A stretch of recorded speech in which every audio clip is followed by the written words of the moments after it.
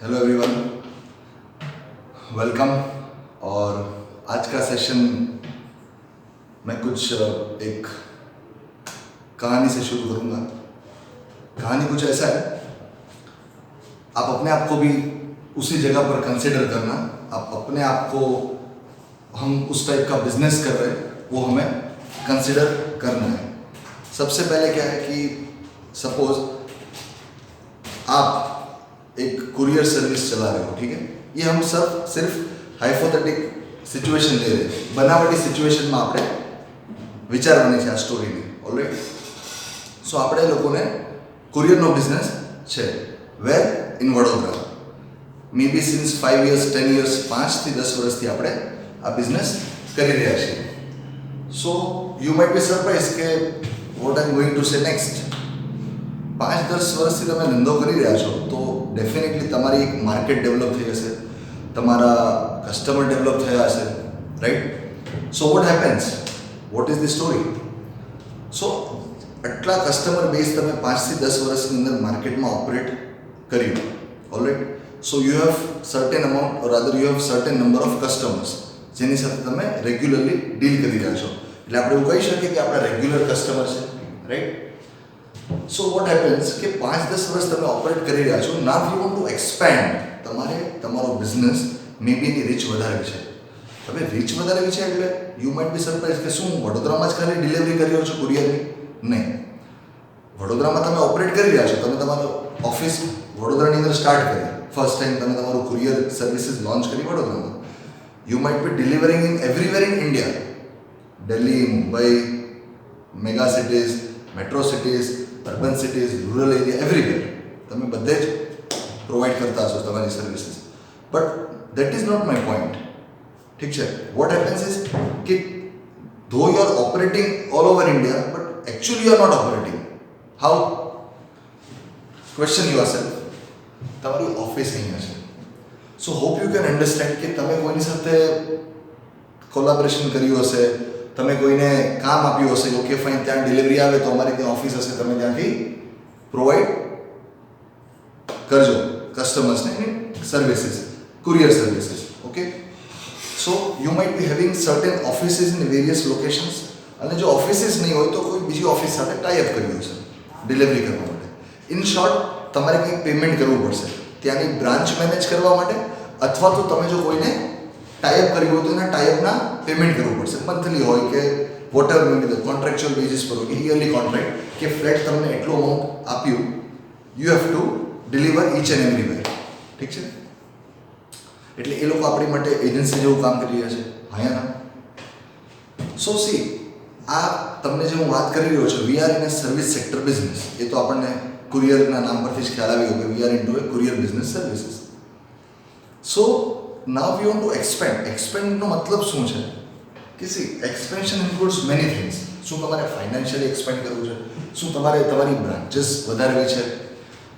શું તમારે customer base વધારવો છે? There are many things. હા, શું તમારે સર્વિસ ક્વોલિટી વધારવી છે? એના માટે એક્સપેન્શન જોઈએ છે। સર્વિસની ટાઈપ બદલવી છે, ફોલોઅપ કસ્ટમરનું લેવું છે, ઇન્ટિમેશન કેવી રીતે કસ્ટમર્સને આપશું, આ બધા એક્સપેન્શનના વેઝ છે। આ બધા આપણી પાસે ઓપ્શન્સ છે કે આપણે આ રીતે એક્સપેન્શન કરી શકીએ। એક્સપેન્શન એટલે શું? વધારો કરવો આપણા બિઝનેસની અંદર। હવે વધારવા માટે મેં તમને કીધું કે ઘણા બધા ઓપ્શન્સ આપણી પાસે અવેલેબલ છે કે શું તમારે ટાર્ગેટ કસ્ટમર જે છે કે સપોઝ મારા 5000 કસ્ટમર્સ છે, શું મારે કસ્ટમર બેઝ વધારવો છે, શું મેં સારી સર્વિસ આપવી છે, તો આ બધા મારી પાસે ઓપ્શન્સ છે। If at all I am doing that business of courier services, alright. Now what is the challenge in front of me? મેં વિચારી લીધું કે મારે એક્સપેન્ડ કરવા છે, ફોર એક્ઝામ્પલ મારે કસ્ટમર બેઝ એક્સપેન્ડ કરવો છે। So if you can think કે મારી પાસે કેપિટલ સારું છે, મારી પાસે પૈસા સારા છે, હું ઘણું કમાણું 5-10 વર્ષની અંદર, બટ જો હું ફરીવાર એ કસ્ટમર બેઝ વધારવા જાઉં તો I have to spend certain time in the market. Suppose મારે મુંબઈના લોકલ કસ્ટમરને ઉઠાવવા છે કે જે બધા જ મને કામ આપે, so what I have to do? હું મારી કુરિયર બ્રાન્ચ ઓફિસ બનાવવાથી જલ્દી નથી થવાનું કંઈ, સમજો। ઇટ ટેક્સ એ ટાઈમ, અમુક ટાઈમ સ્પેન્ડ કરશો। જ્યારે મેં વડોદરામાં 5 to 10 years સ્પેન્ડ કર્યા ત્યારે મને મારો 5000 કસ્ટમર બેઝ બન્યું, but now I want to reach somewhere above 5000। સો મે બી મારી પાસે બે ઓપ્શન, યા તો હું બીજો ટાઈમ સ્પેન્ડ કરું મુંબઈની અંદર some next 2 to 5 years 10 years, or else હું કોઈની સાથે ટાઈપ કરું, કોલાબરેશન કરું. સો નાવ આઈ એમ ટેલિંગ યુ, આજનું જે segment or rather the second segment SPP સબ્जेक्टના we are into a second segment, that is business combination. As you can see, combination has different meaning, but हम यहाँ अगर बिजनेस की बात करें तो मीनिंग कुछ ऐसा जाता है, जैसे मैंने बोला कोलाब्रेशन वर्ड यूज़ किया, किसी के साथ जुड़ जाना, किसी के साथ मिलकर बिजनेस करना, ये सब कॉम्बिनेशन है. कॉम्बिनेशन એટલે શું? ફોર એક્ઝામ્પલ તમે જોયું હશે કે આપણે સીપીયુ કોઈની પાસેથી એક સિસ્ટમ લઈએ, કમ્પ્યુટર સિસ્ટમ, તો યુ એસેમ્બલ સર્ટેન થિંગ્સ. તમે હાર્ડ ડિસ્ક લગાવશો, if at all you are requiring as per you require your, તમારે જો સિસ્ટમ ડેવલપ કરવી હોય for example for your PC, so what you will do is કે you want computer system as per your requirement, कि you want certain GB of RAM, you want certain rather you want some certain processor i3 i5 i7. So what you are going to do is either you are going to purchase the whole system, તમે આખી એક system કોઈની પાસેથી perfect લઈ લેશો, or else you are going to buy different parts and then you are going to join it, એને આપણે લઈએ એસેમ્બલ કરવું, અને પછી એક ફાઇનલી આપણે સિસ્ટમ બનાવીશું. સો ઇફ યુ કેન અન્ડરસ્ટેન્ડ કે તમે બધી વસ્તુ અલગ અલગ લઈને એક કોમ્બિનેશન બનાવીને એક પ્રોડક્ટ બહાર પાડ્યું, સેમ વે બિઝનેસમાં પણ એવું છે. એક બિઝનેસનું એક લેવલ આવે, સો દેર આર ચાન્સીસ કે બિઝનેસને એક નીડ ફીલ થાય કે હવે આપણે એક્સપેન્શન કરવાની જરૂર છે, આપણે કસ્ટમર બેઝ વધારવાની જરૂર છે, we need to increase our profit, we need to increase our growth. Alright, તો એના માટે શું કરીશું? તો આપણી પાસે બે ઓપ્શન, જેમ મેં તમને કીધું કુરિયર સર્વિસીસની પર્ટિક્યુલર હું વાત કરું, so there are two things. Either તમે ટાઈમ સ્પેન્ડ કરો માર્કેટમાં, ઓર એલ્સ તમે કોઈને તમારી સાથે જોડી લો. Simple. So for example, if at all I am acquiring Blue Dart, આપણું કુરિયર સર્વિસ ચાલી રહ્યું તો આપણે હ્યુજ પ્રોફિટ કમાણા, નાવ વી વોન્ટ કે આપણે બ્લુ ડાર્ટને સાથે લઈ લઈએ. So there are two things, યા તો બ્લુ ડાર્ટને ખરીદી લો, યા તો બંને જોડે મળીને કામ કરો. ઓલરાઈટ, તો કોઈને ખરીદવું હોય ને આપણે શું કહીશું? એક્વિઝિશન કરવું, પરચેસ કરી લેવું, સર્ટેન અમાઉન્ટ આપીશું, એ બિઝનેસ આપણો થઈ જશે. સો ઇફ યુ કેન અન્ડરસ્ટેન્ડ, એના જેટલા બી કસ્ટમર થાય, તમારા કસ્ટમર થયા, હાયા ટ્રુ, એ તમારા કસ્ટમર થયા. તો ઇફ યુ કેન અન્ડરસ્ટેન્ડ કે just by giving money to them, હવે મની કેવી રીતે ડિસાઇડ થશે? Definitely there will be a deal, ત્યાં નેગોશિએશન થશે બંને વચ્ચે, બંને પાર્ટીઝ વચ્ચે, બંનેના ઓનર વચ્ચે, કે ઓકે ફાઇન, અમે અમારો બિઝનેસ એટલામાં વેચવા માંગીએ છીએ, are you ready to buy at this price? Suppose આપણે પ્રાઇસ પર બાય નથી કરવા માંગતા, તો we can negotiate with them કે okay fine, we want to purchase your business at this price. તમારે વેચવું હોય તો તમે વેચી શકો છો. If at all deal final થઈ તો આપણે એને પરચેસ કર્યું એના બિઝનેસને. સો એની સાથેના કસ્ટમર બી આપણા કસ્ટમર થઈ ગયા. So now everybody will be known by our name. All right, so અચાનક શોર્ટ પીરિયડની અંદર આપણા કસ્ટમર બેઝ વધ્યા. ઇફ યુ કેન અન્ડરસ્ટેન્ડ કે આજે મેં એટલા પેમેન્ટ કર્યા, મારો કસ્ટમર બેઝ વધ્યો, આપણે એવું કહી શકીએ કે આપણે એવું કહીએ ને કે તૈયાર માલ મળ્યો, કે તૈયાર જ કસ્ટમર આપણી પાસે રેડી હતા એન્ડ વી જસ્ટ ગોટ ધેમ. હવે એનું જેટલું બી પ્રોફિટ આવશે એ કોની પાસે આવશે? આપણી પાસે, રાઈટ? સો તમે કેટલા મલ્ટિપલમાં કામ કર્યું? જો તમે એકલા આવી રીતે કામ કરતા હો, તમે નવું એસ્ટાબ્લિશ કર્યું હોય તો it might take 5 to 10 years next એટલા કસ્ટમર બનાવવા માટે, બિકોઝ એ બી માર્કેટમાં એને 5-10 વર્ષ કામ કર્યું હશે, ત્યારે એનો કસ્ટમર બેઝ બન્યો હશે. હા. સો આ મેં તમને જે એક નાની લાઈક એક અઝમ્પશન બેઝ ઉપર જે મેં તમને કીધું કે બિઝનેસ સર્વિસ આપણે કુરિયર સર્વિસીસમાં હતા એન્ડ હાઉ ઇટ વેન્ટ, કે આ રીતે લોકોએ કોલાબરેશન કર્યું and we wanted to acquire Blue Dart. So this was just one aspect of something called as business combination. ઠીક છે, there are many other aspect. આ મેં તમને જે કીધું that was very much simple for that. So there are many types of business communication. Either I would say કે આપણે business communication શું છે, કોમ્બિનેશન, એ બી આપણે સમજવાનું છે in detail. So why there is a need of business communication. Combination જે છે business combination, એની need શું કામ છે? કોમ્બિનેશન કરવાની જરૂર કેમ છે બિઝનેસ? અગર અચ્છો ખાસો બિઝનેસ ચાલી રહ્યો છે, so why you need to combine, why you need to merge with other, merge with કોઈની સાથે ભેગું થવું. સપોઝ બ્લુ ડાર્ટ અને આપણે બી કુરિયર સર્વિસ, બ્લુ ડાર્ટ બી કુરિયર સર્વિસ, બંને જોઈન્ટ થઈને કામ કરી રહ્યા તો દેટ વોઝ મર્જર, અમાલગમેશન બી કહી શકીએ. All right, So this is how it goes. So this was one type of business communication. જેનો મેં તમને એક્ઝામ્પલ આપ્યો, simple example. There are many lot examples. Now I will write it down. Recent past का example लेंगे. सबसे पहला I would say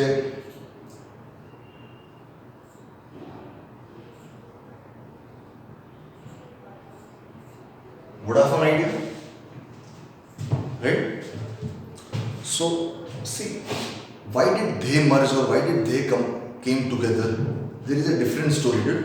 But first of all, we should understand that now they have even launched which one brand, that is VI, if at all I'm not wrong. So ये क्यों किया? जब जियो आया, हम पहले क्यों समझ लेते हैं. जब जियो आया तो मार्केट में सस्टेन करना एग्जिस्टिंग प्लेयर्स यानी वोडाफोन और आइडिया ऑलरेडी मार्केट में थे, तो उनको प्रॉब्लम क्रिएट हुआ. क्या हुआ? कस्टमर बेस कन्वर्ट होना शुरू हो गया जियो में. ठीक है, क्यों? क्योंकि उन्होंने काफ़ी रीजनेबल पैकेजेस निकाले, monthly packages and all. So it was very difficult कि कोई कस्टमर को सस्टेन करके रखे.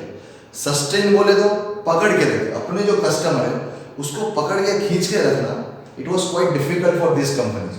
नो डाउट वोडाफोन सर्विस अच्छी दे रहा था, आइडिया भी दे रहा था, बट ज़्यादा मैं कहूँगा वोडाफोन की सर्विस अच्छी थी. लेकिन अब क्या हो रहा था कि कस्टमर भाग रहे थे, कन्वर्ट हो रहे थे. So it was difficult. और मैंने पहले ही कहा कि जब कस्टमर जाएगा तो उसके साथ वो प्रॉफिट भी लेके जाएगा अपना, क्योंकि जब कस्टमर ही नहीं तो टर्नओवर ही नहीं, आप कुछ बेचेंगे ही नहीं तो प्रॉफिट की तो कोई आवश्यकता है ही नहीं. समझ पा रहे होंगे. सो अब क्या हुआ, वोडाफोन और आइडिया ने मीटिंग किया कि let's combine together. Customer base भी बड़ा बन जाएगा, सर्विसेज साथ में आ जाएगी, इनकी सर्विसेज, तो एक सर्विस बेस स्ट्रांग हो जाएगा. क्योंकि जैसे ये सर्विस प्रोवाइड कर रहा था इंडिविजुअली, जब वो दोनों साथ में नहीं थे तब ये खुद के सर्विस प्रोवाइड करते थे, आइडिया खुद की सर्विस प्रोवाइड करता था. अभी आप समझ पा रहे हो कि दोनों की सर्विसेज साथ में आ गई, तो उससे क्या हुआ, एक सर्विस जो बेस था ये इनका बढ़ गया. सपोज ये 5 एग्जाम्पल दे रहा हूँ, ये 5 सर्विसेज प्रोवाइड करते थे, ये भी करीबन 10 सर्विसेज प्रोवाइड करते थे. मतलब इनका एक लेवल, इनका 5 लेवल था और इनका 10 लेवल था सर्विस का. अब ये दोनों साथ में आ गए तो क्या हुआ, आप समझ पा रहे होंगे कि 15 रैंकिंग हो गया सर्विस का. तो लेकिन आप समझ पा रहे हो ये 15 है वो किसका है? क्या वोडाफोन का है? नहीं. क्या सिर्फ आइडिया का है? नहीं. ये 15 इन दोनों का है. समझ गए? तो आज लोग VI के नाम से जानते हैं, ना कि सिर्फ वोडाफोन और आइडिया. हमें पता है क्योंकि अब कोई भी देखेगा तो उसे VI ही देखेगा, लेकिन हमें पता था कि पहले सिनेरियो क्या था. तो ये बन गया अपना. तो अभी ये जो 15 है it is represented by VI, ना कि सिर्फ वोडाफोन और आइडिया से. अभी आप समझ पा रहे होंगे कि जैसे इसके कस्टमर्स होंगे वैसे इनके भी कस्टमर होंगे, वो भी दोनों कंबाइंड होंगे, तो कस्टमर बेस बन गया.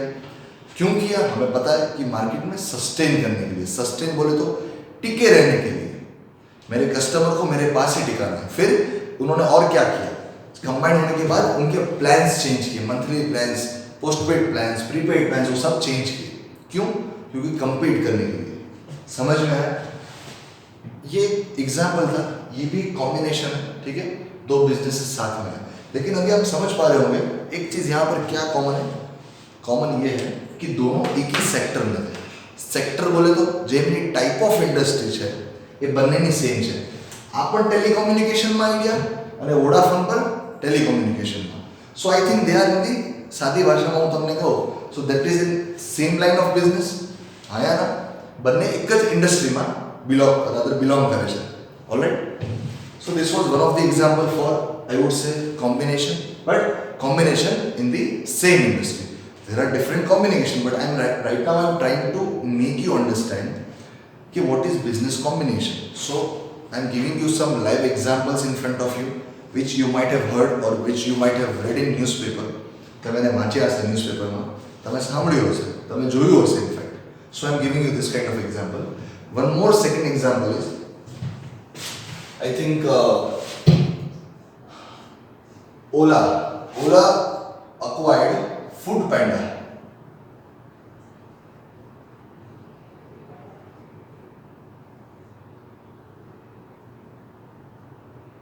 Food Panda acquired by Ola. Ola, you might be knowing food panda cinema. It is like Zomato means for ordering your food. Food panda is for that, and certain multiple services, extra services which food panda is provided. But Ola acquired food panda. So now you might be knowing that what happened. Ola is when you can understand Ola कौन से sector में है? Ola is in the cab sector. Ola cab you might have heard. So दोनों different business है, right? Totally different. तो ये भी एक कॉम्बिनेशन हुआ, ओला और फूड पांडा का, ये दोनों जुड़ गए, साथ में बिजनेस कर रहे हैं. रादर मैं साथ में नहीं कहूँगा, बट ओला फूड पांडा को खरीद के वो बिजनेस चला रहा है. हो सकता है नाम वही हो, लेकिन ओला ने कुछ पैसे देके, उसे हम बोलते हैं परचेज कंसिडरेशन. जब हम बिजनेस खरीदते हैं तो बिजनेस के बदले हमें कुछ देना पड़ता है, क्योंकि बिजनेस में कोई भी चीज़ फ्री में नहीं है. समझ में आया? तो ये भी एक टाइप ऑफ कॉम्बिनेशन है. डिटेल में अभी नहीं जाऊँगा, जब आएंगे तब जाऊँगा, लेकिन ये एक टाइप ऑफ कॉम्बिनेशन है. डिफरेंट इंडस्ट्री है, इतना अभी के लिए समझो. अब और एक एग्जांपल अपन लेते हैं. यस, यहाँ पर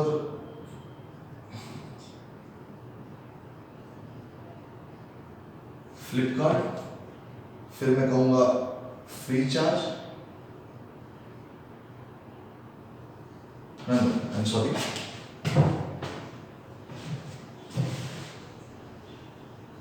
it's eBay. I think you might be very much known with Flipkart. Flipkart ने eBay को खरीदा. आप समझ पा रहे हो कि eBay भी कुछ ऐसे ही सेक्टर में था जहाँ पर Flipkart डील कर रहा है, लेकिन Flipkart का ज़्यादा स्टेक था मार्केट में. Flipkart और Amazon कहीं ना कहीं सिमिलरिटी पे चल रहे हैं, है. तो Flipkart ने eBay को खरीदा. क्यों खरीदा? अब उसके पीछे भी रीज़न है. यहाँ पर भी कुछ रीज़न है, but let's not come to that. First of all let's come to this. Flipkart और eBay को खरीदा. क्यों खरीदा? There is one reason. Two main reason क्या है? अब फ्लिपकार्ट जो है वो ऐसा सोच रहा था कि कहीं ना कहीं हमारा मार्केट शेयर जो है वो डूब रहा है. अब मार्केट शेयर मतलब क्या? कस्टमर बेस टूट रहा है, डिवाइड हो रहा है. तो मैं वो नहीं चाहता हूँ. तो इससे बेटर है कि मैं इसको खरीद ही लेता हूँ, तो इनके जो कस्टमर है वो मेरे हो जाएंगे. आया? सिंपल. क्योंकि ये भी कहीं ना कहीं इनकी तरह ई कॉमर्स ऑपरेटर था, सर्विसेज ऑनलाइन प्लेटफॉर्म पे देता था, गुड्स बेचने लेने, वो सब eBay भी प्रोवाइड करता था. सो दे टुक ओवर eBay, और eBay भी अभी फ्लिपकार्ट चला रहा है. सो ये भी कहीं ना कहीं सिमिलर लाइन में. फिर मैं बात करता हूँ, हाँ,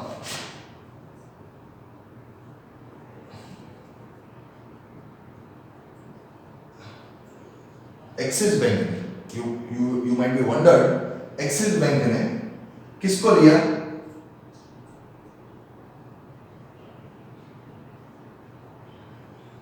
फ्रीचार्ज को. फ्रीचार्ज पता है? मोबाइल एप्लीकेशन या तो अदर एप्लीकेशन जहां से आप अपने मोबाइल और अदर रिचार्ज करवा सकते हो. Every type of recharge, D2H recharge, mobile recharge, each and everything. और इनफैक्ट बिल पेमेंट भी आप कर सकते हो. Online platform for paying various type of bills. ये एक्सिस बैंक ने खरीदा. पहले क्या था कहानी? फ्रीचार्ज को स्नैपडील ने खरीदा. समझो मेरी बात को. फिर एक्सिस ने वही फ्रीचार्ज किसके पास से लिया होगा? स्नैपडील के पास से. क्यों लिया? अभी आप समझ रहे हो, एक्सिस बैंक है, वो बैंकिंग सेक्टर में है, ये मोबाइल रिचार्ज में कर रहा है, या other DTH recharge and bill payment, तो क्यों लिया? सो आपने देखा होगा फोन पे, जो अभी इनफैक्ट ज़्यादा चल रहा है मार्केट में. फोन पे भी जो है वो भी यस बैंक का है. ठीक है. सो ये क्यों होता है? ये क्यों करते हैं? अभी आप समझो, बैंक है वो कौन से सेक्टर में काम कर रहा है? उसका मेन काम क्या है? पैसे की लेनी देनी करनी. ठीक है. तो जब उनके पास ऐसे ऐप्स होंगे तो खुद ही डिसाइड कर सकता है, खुद ही अपना मार्केट शेयर बढ़ा सकता है ये एप्लीकेशन के द्वारा, कि हमारा ये एप्लीकेशन है, आप इसे यूज़ करेंगे. क्योंकि देखो, फ्रीचार्ज के भी बहुत सारे कस्टमर्स हो गए होंगे. जितने टाइम से फ्रीचार्ज आया था, मार्केट में लॉन्च हुआ, तब तक अभी बन गए होंगे. तो आप समझ पा रहे हो कि वो लोग वही ऐप यूज़ करते हैं. तो अभी जिनके भी एक्सिस बैंक में अकाउंट होंगे, अगर ये फ्रीचार्ज के साथ टाइप हो जाता है तो there are certain types of offer जो वो कस्टमर को दे पाएंगे. और दूसरी बात, कि जो एप्लीकेशन सेटअप करने में टाइम लगना, उसे मार्केट में रोल आउट करना, वो जो टाइम लगता है वो इनका बच गया, ठीक है। अब ये क्यों करता है? क्योंकि उनके लिए मनी का जो ट्रांसफ़र है वो इजी मैकेनिज्म हो जाए बैंक के लिए, क्योंकि आज बहुत सारे कस्टमर ये प्रीफर करते हैं ऑनलाइन पेमेंट करना। इनफैक्ट कोरोना में तो बहुत ज़्यादा, लेकिन पहले इतना नहीं था। हाँ, पेटीएम ने एक बहुत बड़ा चेंज लाया after demonetization, but that is different story.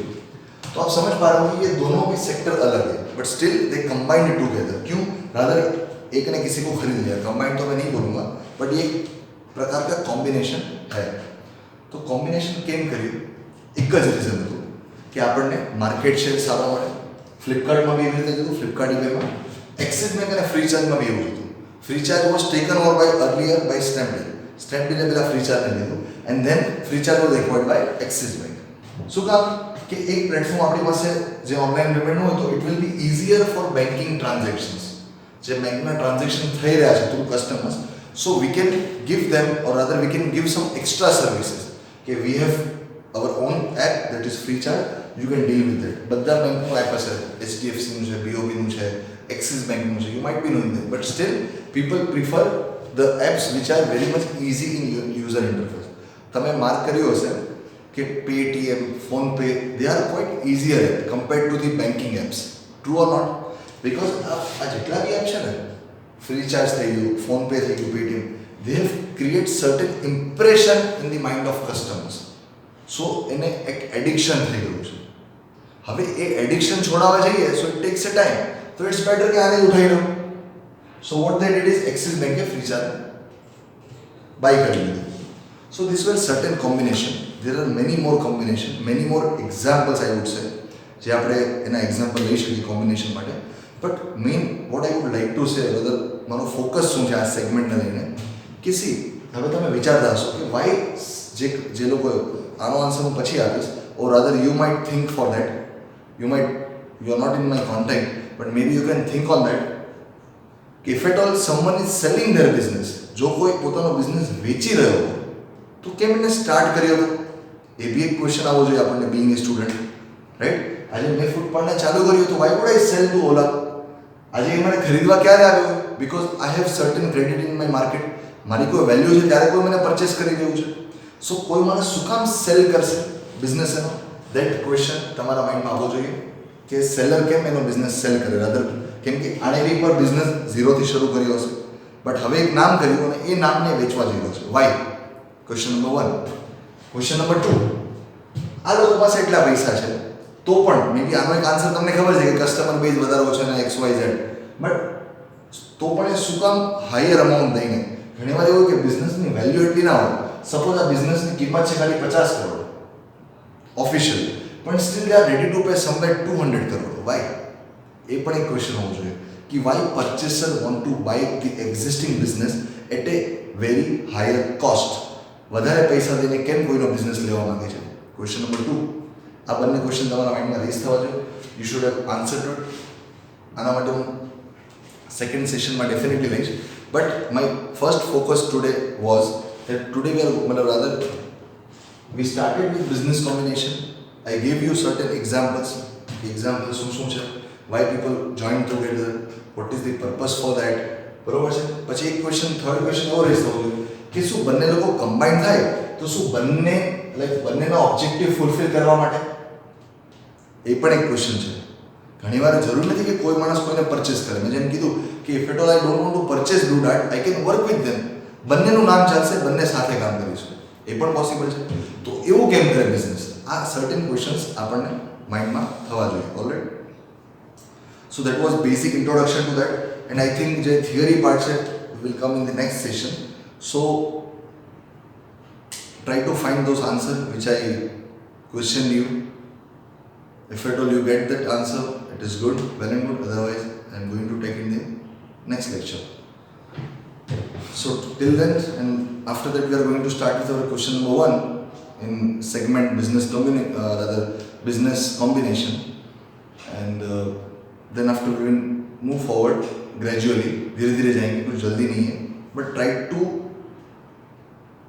Visualise. मैं जो भी बोलता हूँ, जो भी एग्जाम्पल दे रहा हूँ, उसे विजुअलाइज करना, try to put yourself, अपने आप को वो जगह पे रखना, अपने आप को बिजनेसमैन समझना। जब मैं बोलूँ तब आप वो एंगल से सोच पाएंगे।